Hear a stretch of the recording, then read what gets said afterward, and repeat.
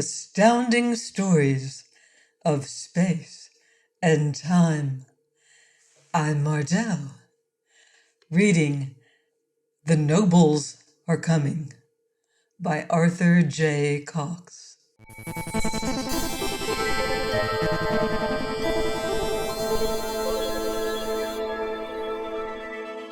I rested on reaching what seemed to be the top of the incline and leaned back against the wall of the cave. For a moment, the silence was unbroken. And then, in the darkness, there was a whisper of movement, an unseen stirring that was stilled by my involuntary voiceless cry, "What's there?" With only a blurred memory of having reached for it, I found my gun in my hand. "Don't shoot," said a burry voice. "Allow me to introduce myself, Mr. J.J. Abrogado, Abrogado, Serbo-Croat prospector at your service." I lowered the gun hesitantly, letting it waver in the general direction from which the voice came. It was a strange introduction, but the possessor of the voice must have been as frightened by my bursting suddenly into the cave as I had been on finding it already occupied. "What are you doing here?" I asked. "That's supposed to be my question," said Mr. J.J. Abrogado. "Who are you? What was it that frightened you?" "Sorry," I apologized. "My name's Ross. I'm an archaeologist. I was on a trip alone in my ground car when it broke down. Being no mechanic, I couldn't fix it. I decided to walk back to Marsport. I walked all day and most of this night when... Well, listen." I bent my head to one side. Through the earphones of my head warmer, I could hear from far away a vague presentiment of movement, a dim blur on the horizon of sound. "The night runners," said Abrogado in recognition. "I thought it might have been something else that frightened you." There was an unspoken question in his silence. "What?" I asked, wondering. The cave was like a bottle of blackness.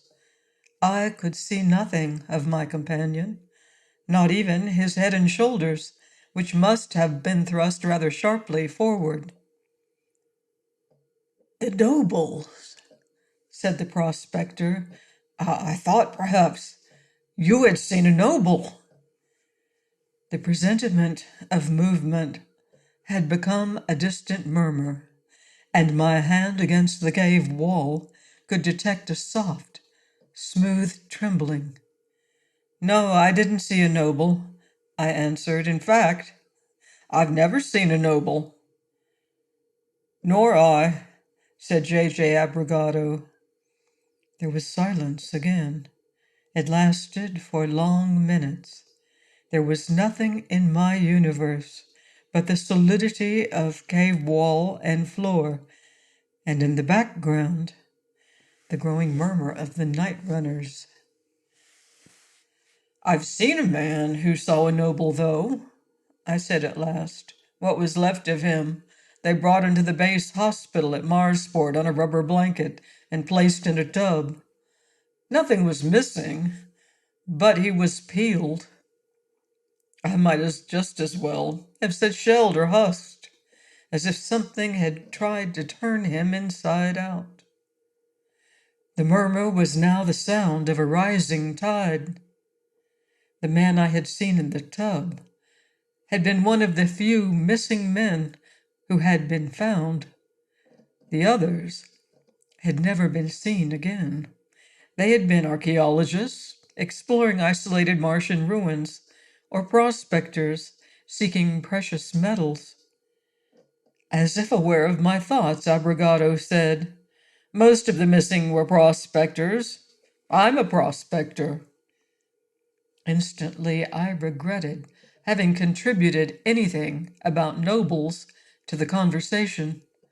I remembered all the stories I had ever heard about Martian prospectors gone mad, And here was one seemingly obsessed with the fear of falling into the two-fingered hands of the strange creatures from outer space.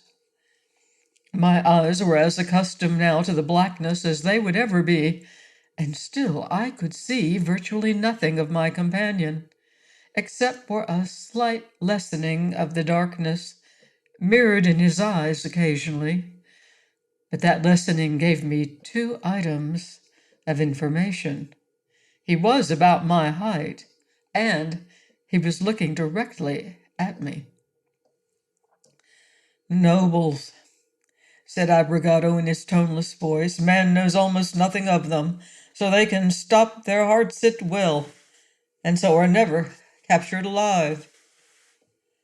We can only be sure they are stately regal creatures 15 feet high, who walk always with grace and dignity, proud, sensitive, steeped in tradition. That is the impression one gains of them. But it's hard to understand how such remote godlike beings, whose lives should be devoted to beauty, remain continually preoccupied with death. But then standards vary, and what Earthman can say, what is truly beautiful, what is truly ugly.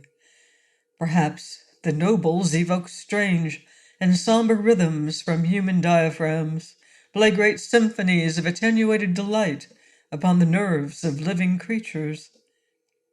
Whatever else Abrogado had to say was submerged in a great flood of sound.